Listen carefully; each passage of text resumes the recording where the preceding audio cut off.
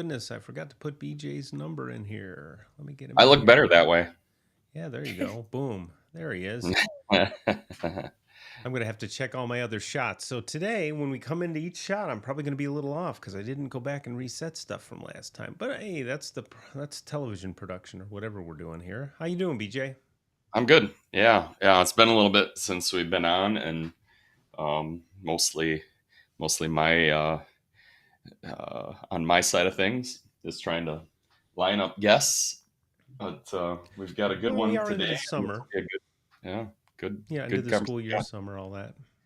Yeah, Definitely makes yeah. a difference. Well, tell us a How little about bit you? about how about me. I am well. Let's see. It's going to be 108 today, so I'm getting ready to hibernate a little bit, do our southern version of winter, and Yeah, I'm out doing a little bit. I'm doing a little bit of interviewing. I'm looking around for something to do in the fall, so we'll see what happens. And that's pretty much it. 100 degrees never felt bad to me in Arizona. I thought 100. We were walking one night. We were at men's nationals. Walked past a bank and it said it was 100 degrees, and I thought it felt about like 80.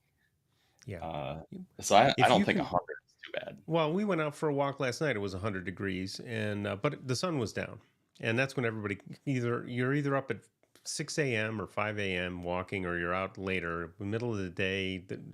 Unless you're wearing a lot of good sunscreen, you're going to get burnt for one, and it gets a little warm about 3 o'clock. Sean Manzi says when you start talking about the weather, the conversation is over. So Yep. So let's move on. we should probably switch gears. Yep. So And here we our go. I got work to do here. our You can guest talk. is Lauren Haight. She's a coach, a fellow layperson coach like the rest of us. It's just working her way through club or school ball. And she had a great question the other day that I thought we could dive into. But Lauren, how are things in your world? What are you doing volleyball wise right now? Yeah, so I just finished oh my gosh, my 12th club season. Seems insane.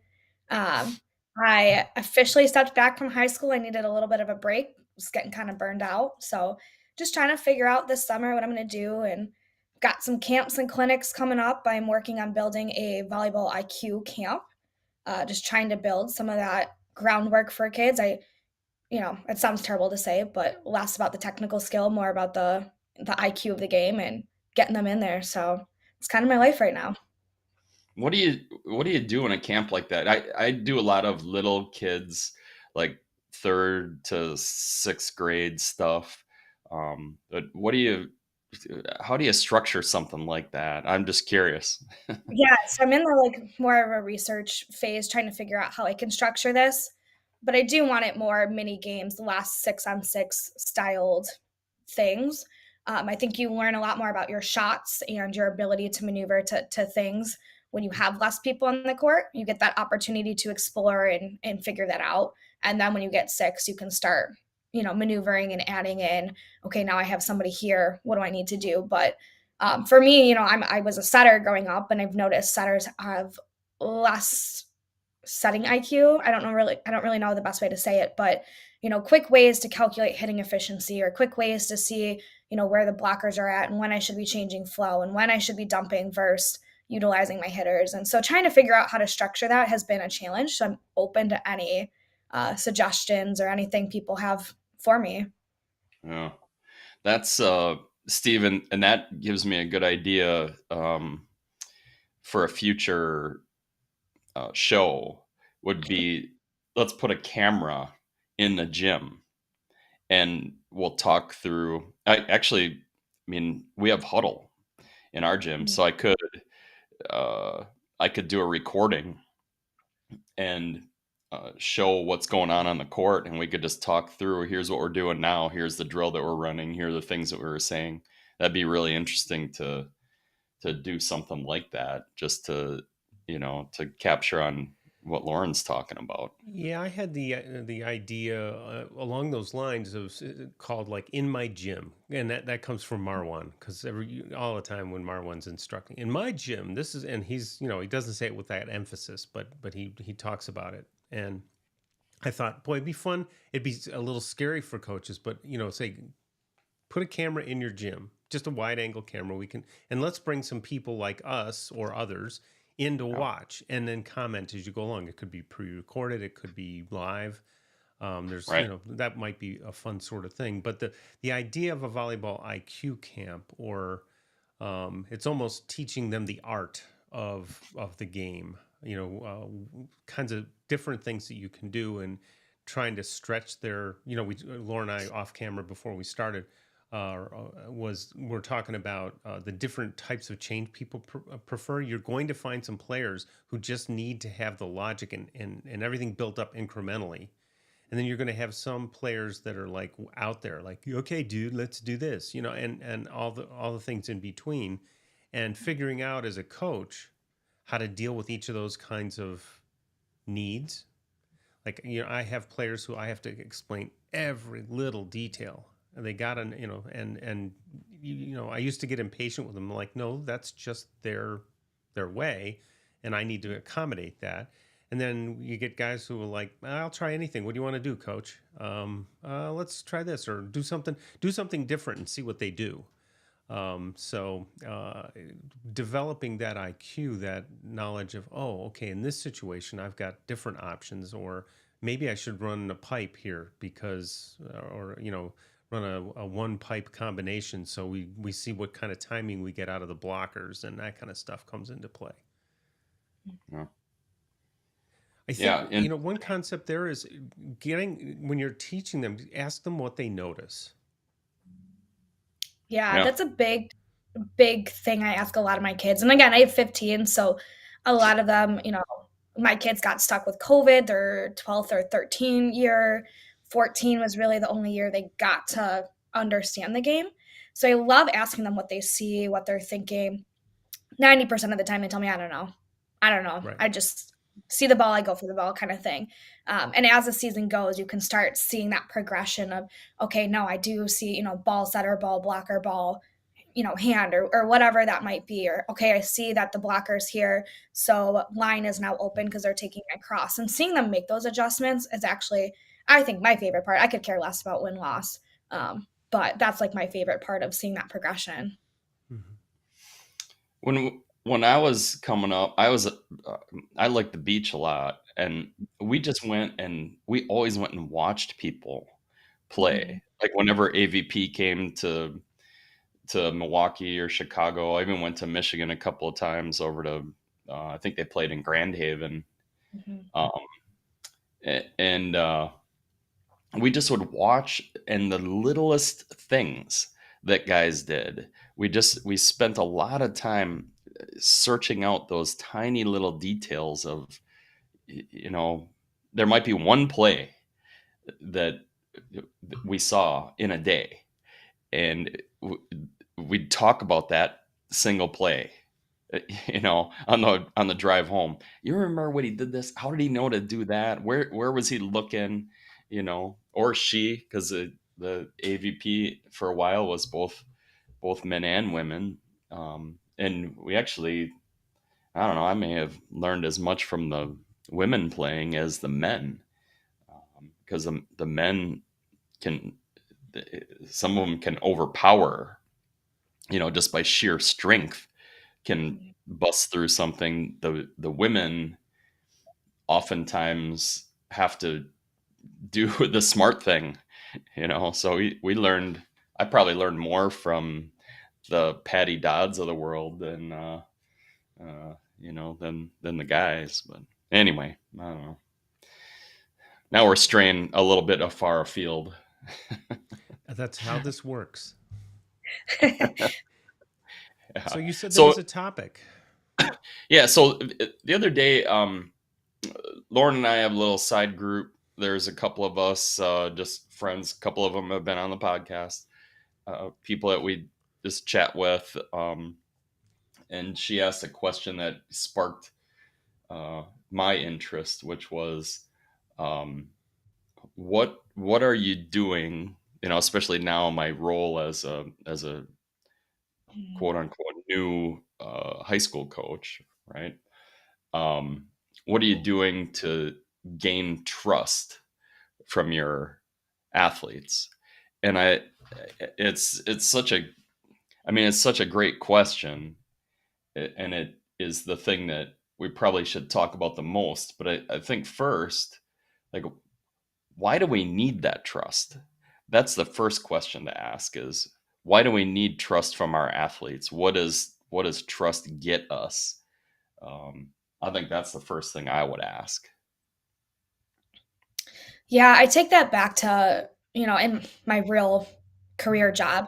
I spent a lot of time working in minority groups and communities with a lot of SDOH needs. And, you can't come in there and say, okay, you need to get this vaccination. You need to, get your A1C to this level. You should be eating this. You should be doing this. So we spent a lot of time just sitting and listening and allowing them to welcome us into their community and get to know their values and their needs and their perceived challenges and things like that. And to me, that built that level of respect of, okay, this person isn't going to force something down my throat. They're giving me the option or the education, but also having that respect level, having that understanding of they're not going to come in here and do harm, or that person is not going to lead me astray. This is now I understand their values, they understand my values.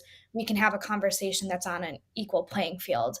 And I kind of feel it's the same way with athletes, especially now that there's so many. I hate using this, but it's true. There's a lot of trauma from COVID that's going on. A lot of things are happening in their lives we don't know about. We spend maybe, I don't know, if you're in high school, 10 hours a week with them, and in club, maybe 4 to 10 based on what you're doing. You don't know what's going on. So building that level, I think, is huge for kids.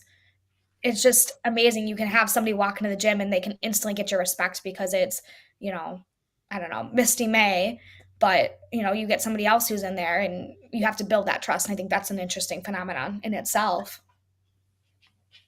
Yeah, I agree with you. It's the way that trust gets dealt out is odd to me, because, like Mhm. you said, you use the Misty example.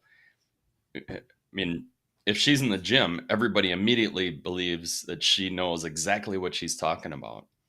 And I've not been to a Misty clinic, and I don't know how she teaches, but she could be completely full of crap. But because of her name and what she's done, she gets that immediate level of trust. Anybody that's if you got a foreign accent, or if you've come from far away, they immediately get some trust. And that's the reason I asked the question, is because, how do we get that? How do we get to that place where people trust us? And in some ways, it's there are some instances where it's kind of backward, for Mhm. sure. Yeah, I framed that in terms of storytelling, and let's stay on the Misty May example. Um, Misty May comes into a clinic or a gym. Um, those who know her background, a little bit of it, and it's just okay. She played in the Olympics. She won gold medals. There's a story playing in their head when she walks in the gym. This is an Olympic champion. I this is got to be somebody worth listening to, and got to they got that far, so I'm going to listen to them. I walk into the gym. I got about a 4-inch vertical. I can hardly hit the ball anymore, and they don't know me from Adam. So how do you get that level? Well, what's the story playing in their head? When we had Daryl Adams on, I was saying, I try not to be, I work in a Title I school, and I try not to be the white shadow. But unfortunately, it's hard to ignore that, I'm the tallest guy in the huddle, and and I am remarkably white. So how do you overcome that? Well, you just do. You do it with behavior. You do it with how you treat people, I think, over time. And you can also do it, you can shortcut it a little bit by telling them real stories about your background, as opposed to saying, here's what I am as a coach and here's all the analytical crap. I started playing when, the when indoors the block was a hit, and they're like, what? I said, and you couldn't hit the net with a serve, and you play, and they were like, really? And like, yeah, and you couldn't take the first ball overhand, and they're like, oh my God, you must be from Greece, ancient Greece. And that's okay. Once they get to know you a little bit, then and if you're consistent, like our program is known in the school as being a very accepting place. Like, you can walk in and have like no skill, no talent, no athleticism, and we'll play ball with you and we'll help you get better. And, but that's taken, 4 or 5 years to get to that, where people are like, oh, okay, that's what that place is like. And there's other places that have, every place has its own reputation, but behavior matters, I think.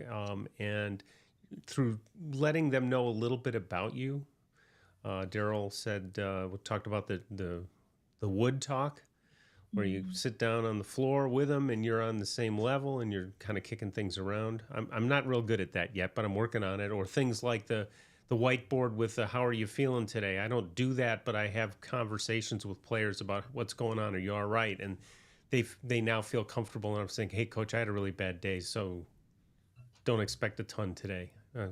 Hey, just go do what you can. Yeah. We were in our side group kind of talking a little bit too, and Wooden is a big impact of my coaching career. I had a terrible high school coach experience. It was, instead of feedback, it was you're an idiot. It was go run until you barf style of coaching. And so, I've looked to a lot of different places to figure out what is my style and what is my voice. And something Wooden kind of pulled out, which I've adopted more so for high school. I do it for club, but it's harder to do for club.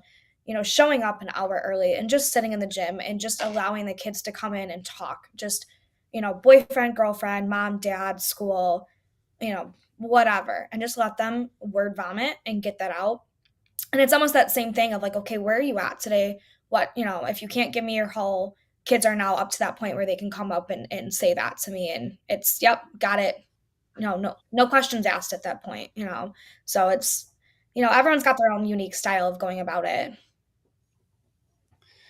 Yeah, that little bit of approachability, if you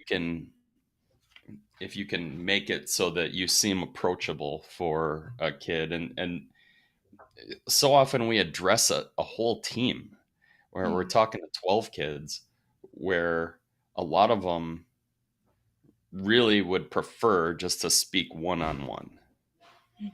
So figuring out a way to even in practice, I mean, I don't care if a kid wants to step off the court, and if we got to play 6-on-5 or 4-on-3 or whatever, if they can just come over, if they want to talk a little bit. And getting to that point is difficult, where they feel open enough to come in, vulnerable, I guess is the word. You have to have some vulnerability. So I think Lauren, your point is well taken. And I guess Steve, you were talking about it too. If you can show your own vulnerability, then the players will reciprocate that, or at least they know that they can reciprocate it. They might not do it, but if we set that example, they can maybe come back to us like that. And doing things that promote the sport. This year I just wanted to try to get more kids to come out, which didn't work great, worked okay. But I said, okay, I'm just going to string a rope up in the quad across 2 trees. One of the things I learned from that is It's okay to do that in the winter, but in the spring, when the trees get the leaves on them, they eat the volleyballs. So you have to be a little careful with that. But it develops some curiosity on campus. Like, what are these guys doing? And and who are these guys, and what skill do they have? And of course, then you get the guys who come. Oh, I can come out and I can pace that ball. I'm like, yeah, let's watch. And you get to. They get embarrassed a little bit, and you try to go, hey, it's okay. You should come out. We'll teach how to do that. But it's little behaviors that people go, oh, that's that person. You kind of have your own brand, but it's you. And that's a really important thing, is to be authentic. What are you talking about? Winter? You're in Arizona. You don't have any winter. Well, our trees do drop a few leaves in the period of time where it's coldest here. But you're right. We don't have winter. That's why, I marvel, like the football guys are out working out these days. And I just look at it and go, you guys are unbelievable. And I'm they glad you keep said. I'm glad you said coldest and not cold, because it's really never I know. cold. Okay. No, absolutely. We get to freezing here. But that's the other fallacy. Right now, the high today will be like 72 degrees in Flagstaff, but they're at 7,000 feet. Right. That's a beautiful place, Flagstaff. If anybody's listening, it's a place to go and visit. Really nice.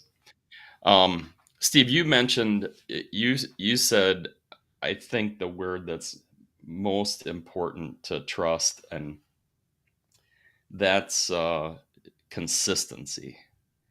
If you're a consistent presence, if you're there, if you're always 15 minutes early, or like Lauren said, an hour early, if you're always present, if you're delivering the same message all the time, if you are treating people with consistency, I think that maybe more than anything, and I would love to hear your opinions on this, but relating to trust, I think consistency is maybe the biggest thing.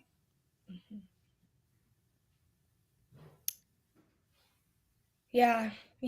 I think so the last 2 years, I've had a little bit of a challenge with parents, uh, specifically parents that coach, who feel the need to, step in or overstep boundaries. And I feel like, sometimes I say things to kids where it puts kids in a position of, do I trust my coach? Do I trust my parent? And who do I listen to? And, that's been the hardest thing. But the biggest thing for me is staying consistent. And no matter like what is being thrown at me, continuing to treat the kid with the same respect, the same, dignity, the same coaching, not giving up on it. And eventually, sometimes it doesn't work. Most of the time it does. But eventually the kid will figure out, coach isn't changing. She's not gonna, berate me or get mad at me or punish me over it. And, coach is still there for me. But it's hard. I mean, it's hard to put your ego aside and do that. Yeah, for sure. Go ahead, Steve. Yeah, I think that, well, it's I read that article on VCT yesterday where they were they posted that article about the hockey coach, and I looked at that and said, I'd be fired in a minute. I have my fun story of the year was this husband and wife refereeing team finished the match, and actually we were between the fourth and fifth set, and it was a really tight game, this match, and he just walked over and we said, Steve, my wife and I think, are you're the most chill coach on the planet, that we've ever seen. And I'm like, I'm here. They're prepared. I take stats. I call timeouts. I try to encourage them, but they're prepared. They're as prepared as they're going to be. And if I get all upset and you're yelling at them, about each touch, that's not going to help them get better. That's not going to help them figure this out. They need to figure it out. I can help them figure it out maybe a little bit. But and parents look at that and go, "You're not coaching." I'm like, "Oh yeah, I am." But that's as much as a lot of coaches coach the way they were coached. A lot of parents look at coaches the way they've always looked at coaches, and honestly, in a lot of sports, coaches don't set a very good example. I look at basketball coaches and go, dude, what, I mean, I understand working the refs and all that stuff, but at the end of the day, how much difference does that make? But that's an expectation almost. And it's unfortunate because it's not necessary. I mean, I love enthusiastic coaches. I don't berate it. And as long as a coach is being positive, I don't care if they're vocal and positive, great. That's their style. Fantastic. If they're berating kids, berating refs and things like that, then I get disappointed in that at least. How much of a distraction do you think we are as coaches? I mean, I think the I think the thing that we see the most is probably, where we see the most coaching is in college basketball. Like if you watch NFL, you see the coach every once in a while.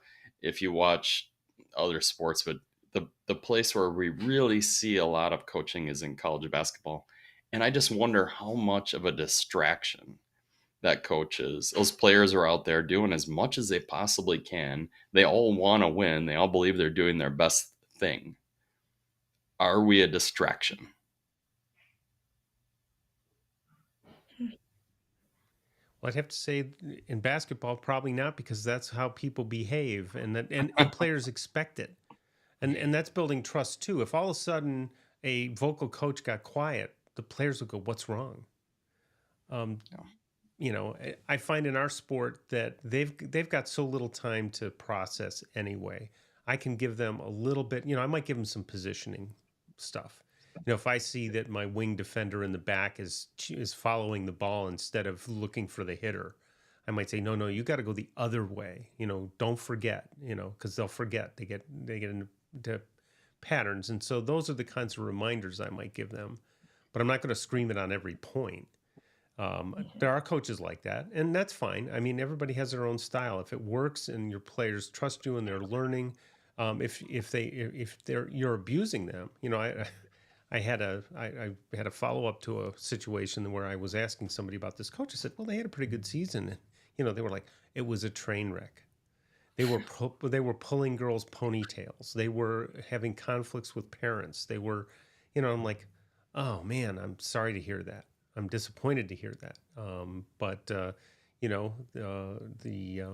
the expectation, because that coach was so vocal, was they're a good coach, and maybe in the right situation, but not that one. Yeah, I struggle with that concept as well, along with trust. There's our community in Michigan is trying to change to a more positive coaching style, and we still have some older male coaches that are old school, abusive, name calling, physical punishments left and right. I mean, even at the U10, U11 age, and it's just kind of outrageous if you ask most people. But parents will put their kids through it, and kids will play hard for these coaches. And I always wonder what kind of trust is established to allow somebody to do that, or to allow, I don't know. I was a feisty player, so I pushed back when my coach would make names. But if you have a kid who's more soft-hearted or more timid to speak up, you know, how do you get that trust to allow parents to do that? It's just mind blowing to me. Yeah, same for me. Those, and you need those kids. There are some of those kids that are, whatever the label is, they say they're softer or whatever. I mean, they're more introverted would be the better way of saying it, Mhm. and they're not ready to express themselves all that much. So you really have to work hard to nurture those kids, and for them, I've had a couple of them that have turned out to just be super players. Uh, it's the way we said it to a couple of kids, and I don't know if this has any weight or not, but we'd say when you step on the floor, you go out on the court, you're almost like an actor in a play. You can go be somebody else. You can be loud or be, more expressive or, different than your normal self. You come off the court, you can go back to being yourself. And that's just a show that's out there, and I don't know if that helped them or not. It seemed like it did, uh, but that was just one way of helping those that type of kid. I mean, they're all different. There's no type of kid, but Yeah. I try in those situations to meet them where they are. So I wouldn't. I would get at it with you're a volleyball player. You need to get, in your own way. You need to give your fellow players what they need. That could be feedback. That could be input. And if you don't want to yell it, you still have to, or whatever. You need to find ways to let them know. So I have a couple of kids. I have a kid right now who's a fantastic teammate, which is what my goal is for every player. If you're a fantastic teammate, I have succeeded. Is he the best player? No, he's a good player. But his leadership style, he's the one in the gym who makes sure everything's taken care of every day. He makes sure that everybody is and people know that. If you walked into my gym, you'd never notice him. He's quiet and reserved, but he does the little things, and I notice that, and I want him to know I notice that, and I don't ask him to be loud. Now I know there are situations where you need to ask a player to be loud, like if they need to call for a set and they're not doing it, and they're not giving their setter the information they need. Well, then you've got to say, look, you have a responsibility, despite the fact that you're quiet and introverted or whatever. I wouldn't say it quite that way, but you have a responsibility to let them know what they need to know. And most kids will deal with that. The other thing I found that this last week, I've had a couple open gyms, and I brought the vert back out, and good on Vert. They've improved their app a little bit. So now on my big screen, I get this big number when they're jumping. And I found out my absolute best hitter has terrible vertical when he's swinging. And I'm like, and I don't mean terrible. I mean just not a lot, not as much as you would think. And he's the guy. He's first team all region. And I pointed to the other guys and said, guys, this Haight is just one piece of information. It's not what we're striving for. But if we have it active while you're swinging, you can feel where, hey, I get a little more height when I do this on my approach or whatever. And you kind of use that information. But 28 is not, I mean, my one guy was putting up 15s and 18s and scoring. I'm like, so what do we learn about how this kid hits? He's smart. Well, let's try to be as smart as him, because if you've got double the vertical and you're as smart as him, you'll probably do even a little better than that. And so that's kind of a volleyball IQ discussion, right? He knows how to hit the inside, the outside, the top, off hands, out of bounds. He makes every shot in the book, and would that my guy who's got a 35-inch vertical could do that. Yeah. But you trust each one of them. That's what's I have every year. I have kids walk into the gym and I go, I can't believe this kid's here. They're just not good, not athletic, all that. And by the end of the season, if I just let go of that thought and just let them play, they get pretty good, strangely enough. That the story about your kid making sure everything happens in the gym, it reminds me of the first thing that pops into my head is Carla Overbeck. It was one of the players that was on those World Cup soccer teams, the women's World Cup soccer teams, that she would, I can't remember if it was Carla or one of the other players, but it was somebody in that era that would carry everyone's bags to their rooms for them. It was just their currency, it was their way of putting chips in your pocket. Right. So if she ever needed something, the other players were there because she had earned that level, and just circling back to our trust issue or trust discussion. I mean, they trusted that she was going to do that, and she earned from the team that little bit of respect that when she wanted to say something, she could, because she got it by doing that. There's lots of little things, you know. So what happens, or how do you rebuild trust when trust is broken? Yeah. Ooh, that's the hardest one. Um, when I was teaching for USA volleyball, one of the biggest points that I made was don't ever break your trust. Don't ever bust your consistency, because you could, you can be a coach for 1,000 matches, and then you do something that's out of character, and those players are always going to question it. Could that happen again? You know. So I think I'm not answering your question very well, but it's it's more about prevention than it is about, we what's the saying? Sometimes it's better to ask for forgiveness than permission. With Mhm. trust, I think that's absolutely wrong. I think you wanna be on the permission side.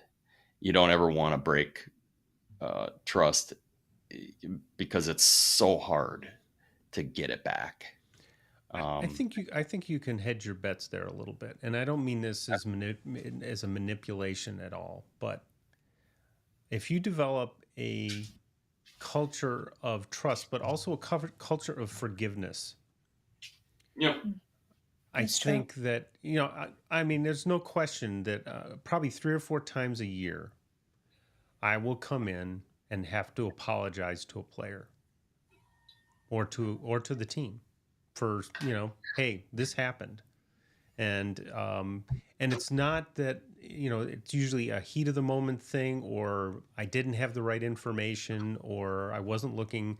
I had a I mean, we all look at stats after the fact and go, I thought that kid was having a bad game, and look at so they were lighting it up. I just didn't process it right. And so I think if over time, in building your trust, if you show that you're human too, and then you have to reciprocate with that. If you have an athlete who messes up, and in ways that can be forgiven, and there are ways that can't, but for the most part, there are paths back from a mistake.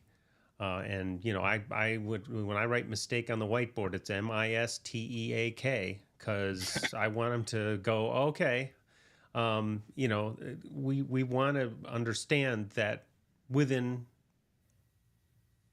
ethical, legal, moral boundaries, mistakes happen. And so if you put yourself out there as the infallible coach, and then you make a mistake and burn that trust, you're not going to be able to get it back. If they've seen that, hey, coach owns up to it when he makes a mistake. In that game, I decided to sub this person in. It didn't work out. That's on me. It's not on you guys. Those kinds of things add up. That's building your currency, kind of, BJ, and to use your idea. You answered that question better than I did. That's a great question Yeah. from Lauren. Yeah, it's tough. Yeah, I'm a lot like you, Steve. I like to have that culture of forgiveness, and at least twice, sometimes more a season, I mess up a lineup. I write the wrong kid next to somebody. I mess up, who's across from who. And I try to foster, yep, I messed up, we're going to move forward, here's how we move forward. So it's mimics. If they mess up, we go forward. But I've been talking to some other coaches, and some of their they're consistent, and then they have a moment of weakness, and all of a sudden they're just struggling to build that trust back up. And so that's something I'm also trying to wrap my head around, is how do you come back? And sometimes you make something out of the heat of the moment. We've all done it. But for some reason, it just hits harder with some teams than it does with others. And it's just, again, no matter how much you build that forgiveness, sometimes it's just really hard to build that trust back up. Yeah, and if they're looking, if the team or the parents or whoever are looking for a flaw, probably best to update your resume and get ready to move on, because that's going to happen sooner or later anyway. And I've been in that situation. I literally was in that situation last year where I was, after my first day of tryouts, I had to hand in my resignation. I was like, this is not going to go where it needs to go. And I knew there was a backup. I knew that I wasn't abandoning the team. I was like, this is going to be miserable for you, athletic director. It's going to be miserable for me. Yeah. Let's just not do this. I feel that. Yeah. It's just, I don't know. And I guess it goes back to earlier. Trust just gets doled out in some unfair ways. And I don't know. It's interesting. I'm not a psychologist, but I love the psychology of this. Well, same. I have had to start walking because I can't run anymore because I got a foot injury that just needs some attention. So I was out walking. I'm like, I got to start listening to podcasts. And I went back to the interview that Coach Your Brains Out did with Carl McGowan. God, if you had to put everything that I do in 1 hour, that's it. Oh. And he was talking. I listen to that one all the time. I listen to that maybe every other week. He's so good. Well, and he got towards the end. I'm thinking, this is great. And then at the end, he goes in and he says, and about stretching. And I'm like, I lost my last head coaching job over stretching in the first day of tryouts. That the athletic director came in and said, you're not stretching. Why not? I'm like, because we need to learn how to play volleyball and stretching doesn't help. And he just was like, not having it. I'm like, okay, it's time to do something else. Right. Yeah, Carl was he was too full of reason for most people. he was far too reasonable. Yeah, so for our listeners, go look that up and listen to it, and you'll get a lot. That's that's a beautiful hour of discussion that those guys had. It was very early.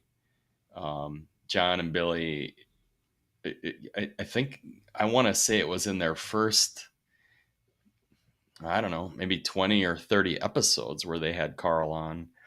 And he was obviously, he didn't live much longer after that episode. So I feel like it was like one of the last big statements he got to make. And he put it all together in a pretty good way. Or maybe their editor did. I don't know. Maybe they edited the podcast. It sounded pretty free flowing, but of course, good editing can do that. But it was great. Yeah, he was really something, and he'd be the first guy, and going back to trust and all that, he'd be the first guy to say that he got some things wrong. If he was here talking to us on this podcast, he would say, no, I had this idea. I wish I'd have known more. One of the things he said was, I wish I knew more about blocking. I wish I knew more about defense, when he was coaching. And I think now he'd probably say, I wish I knew more about, I don't know, punishment, or I wish I knew more about offense from the back row, because they didn't do a lot of that. He was so good at that. And just circling back to what Lauren was saying, if you have that level of trust, and you're able to say when you've messed up, that makes a big difference with your players, I think. And if you're a young coach, and I don't mean young, I mean new to the coaching profession, you're going to make a lot of mistakes. I was just thinking, as you were saying that, if you don't go back and look at your early practice plans and go, what the hell was I thinking? Then you probably haven't grown much as a coach over time. Now that there are exceptions to that, but in general, if you go back and look 5 or 10 years earlier or 20 years earlier, and you go, yeah, what was I doing? Well, a lot of it was you just didn't know. And curiosity, not all coaches are curious. Some coaches come in and go, I know what to do. The definitive, and it's fine. Being definitive can be very helpful in building trust because players know exactly what you're about. If you're me, I try a lot of new things, and a lot of them fail. I look at the guys and go, "How'd that work?" And they go, "Well, that wasn't too good." I'm like, "Yeah, let's not do that again." Um, you know, and they look at it and they go, "Okay, well, does that mean he's a bad coach?" Well, I haven't had that feedback yet. Now, I don't have. I'm not in a district where I have hugely competitive type A parents for the most part. So they're just happy their kids are playing and that they're having fun. And so if I ever get in this situation again where I've had type A parents when I was club coaching on the North Shore, and that was always fun. You always had one or two. And I was fortunate enough in my very first year to have the parent from hell. And I'm literally coaching today because at a tournament at College of DuPage, and I can't remember John's last name to save my soul, but he was running the tournament. I said, John, I don't know if I can do this. This parents, it's not working. He goes, don't stop. We need coaches. You're doing fine. And if not for John's encouragement, I probably wouldn't be doing this. So, when you can, as a coach, encourage somebody who's having a rough time, do it. Yeah, it brings up an interesting thought. How do you build trust with parents? Because there are those parents that no matter what you do, they're just looking for a flaw, looking for a reason. Mm-hmm. Yeah, I think there's a large misunderstanding between the parents and coaches. Most of the parents think, oh, this coach is getting paid, whatever it is, and they're, this is the person that's gonna own my own kids' livelihood or happiness or whatever it is on this team. The parents just don't realize, in some cases, how much work goes into being a coach. They just don't. I had a parent yesterday say to me something about her daughter. She has two daughters in our program. One is gonna be a starter on the varsity. The other one's gonna be stuck on the JV team. And she was talking about, how come you never mix the talent levels? How come you don't let the older players teach the younger players? And like, I think I do, but just somebody that's being critical. And if you don't have thick skin as a coach, it's not going to work out. It is super hard to find coaches. And I think that's what the parents don't recognize, is that you can, like the article that Steve mentioned. Here's a hockey player who was, I think he was Mr. Hockey even in Minnesota, which is a big deal. And they won 24 games and lost 4 and tied 4. And the parents, one of the parents' comments was, "You just don't have it." Like, man, you won 24 games out of the 32 you played. You won 24 of them. That's pretty darn good. Better than my record, The funny thing about that was I was sitting there going, "Oh, you made some real coaching mistakes in dealing with the parents that you wouldn't have made if you'd done it for 20 yeyears. He'd just done it for 1 year." And right. sending that email, right, wrong move. Like, assuming that was when he said that it was a private email, I said there is no such thing. Yeah. And but early in my career, I would have done the same sorts of things. And early in my career, and everybody, again, I'm not a definitive person. I'm like, I know what's right. I like to question things, so I'm curious and I question things, and that's just my nature. So self-doubt is easy to come by as a coach if you have that kind of mentality. I know coaches who have no doubt. God love them. They make it work. I love the ones who have no doubt and are pretty on a pretty good coaching, they use pretty good coaching techniques. And the ones that have no doubt and really don't use good coaching techniques and abuse kids and that kind of stuff. And I don't mean abuse sexually or anything, but just mentally, which is huge. And don't build kids, they build records. You know, that's unfortunate, but it's not that common. I think most of the coaches I know are great people and really care about building good teammates and good citizens and good people. And we sometimes we forget that's the majority of it. But parents, I just let them know what I'm about. And if and I literally this year had two instances where I stopped. I told the ref I need to go talk to my parents in the stands because they're doing stuff I don't like. And I told them, look, you're new at this. We don't whistle before a serve because that's not what we do in volleyball. So I know you don't know that, but please don't. And and then one ref made me call a timeout to do that, which I thought was like, really.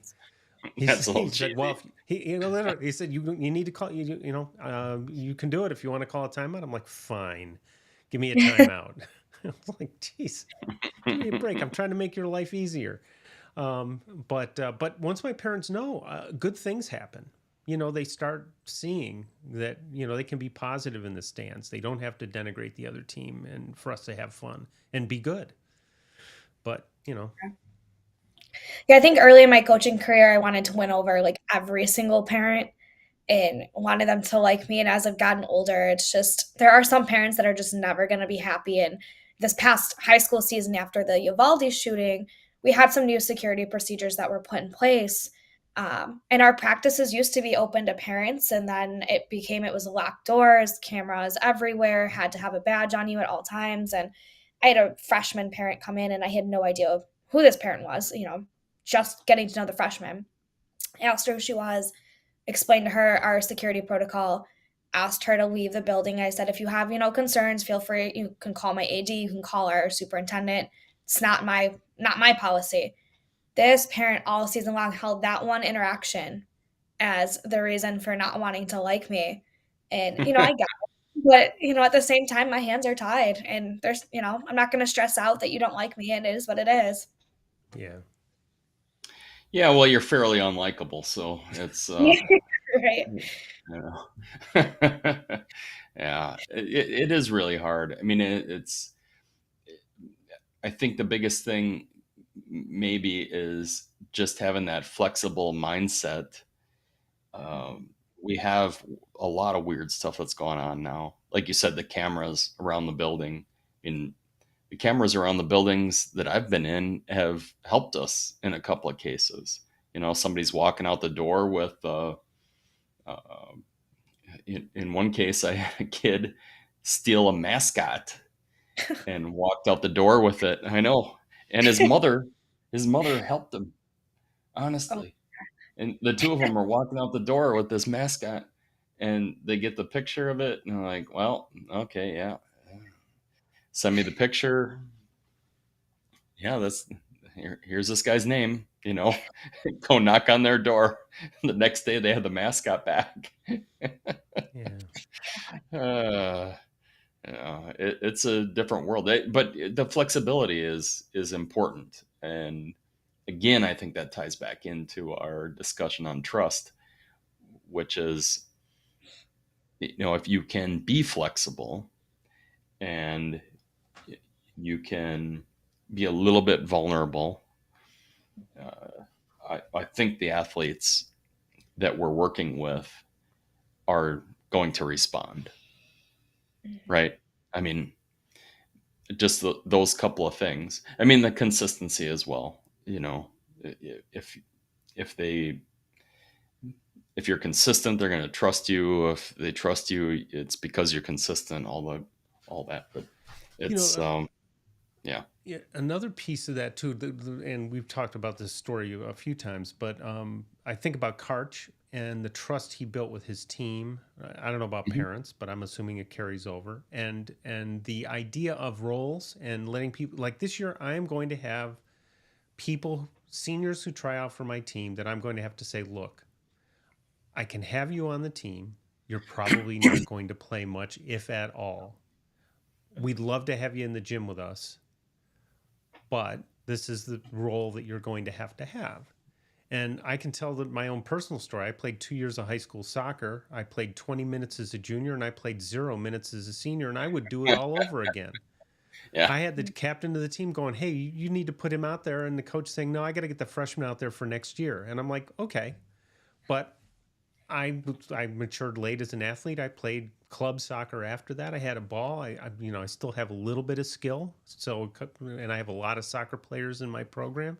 So every now and then I'll kick a ball in a way that they'll go, oh, coach has skills, it's one of those things where you let them know what your values are. And if it's not, and no hard feelings, if somebody says, then I'm a senior, I want to do something else. I'm like, I get it. Please do. But, we value you in the gym. We just have guys that are ahead of you. Mm-hmm. Yeah. Yeah. Yeah, that's a hard, that honesty piece is difficult. You have to be honest with them, and it's not always right. That's the thing. I mean, you might be honest with a kid who's a sophomore and say, hey man, you're never going to play, but then 2 years later they're playing. Yeah. I don't do that anymore. I'm like, I don't know what's going to happen to you, because you're right. They come back, and all of a sudden my son had a situation where he played with the guys at freshman year. The guy was gone the next 2 years, came back as a senior, was a good player. And, that happens. So why not? So in that instance, you at least let them know right now, here's where you are now. And you're going to be in practice. And there's always an outside chance that, I have my number 2 setter go down with an ACL, MCL. He's done for 9 months. And, I got to do something else. I was going to take my number 1 setter and have him hit because he was, he's a great athlete. I'm like, guess not. So, new plan. Yeah. Honest doesn't mean factual. Yeah, that's right. Right. Yeah. It might be right. It might be wrong. It's just honest. It's what it is in the moment. Yeah. We're butting up against our hour here. So, Lauren, what words of wisdom do you have for us going out of this thing? What can you tell us? I think everything that I would say has been encompassed in this conversation. Own up when you make your mistakes. For the younger coaches that were like me, don't stress out about every mistake you make and what people are going to think of you, because you're never going to satisfy everybody on your team, parents and kids. So, just roll with the punches, be flexible, and, be consistent. Yeah, I think that builds trust. I think, that's kind of the theme. Yeah. Those are ways to do it. That's the one. All right, Steve, you going to take us out of here? Yes, thank you for joining us today, Lauren, and hopefully you can join us again in the future. And for anybody who's listening after the fact, let us know in the comments if you have any questions or topics you'd like to see covered, and we'll see you next time. Thanks, guys.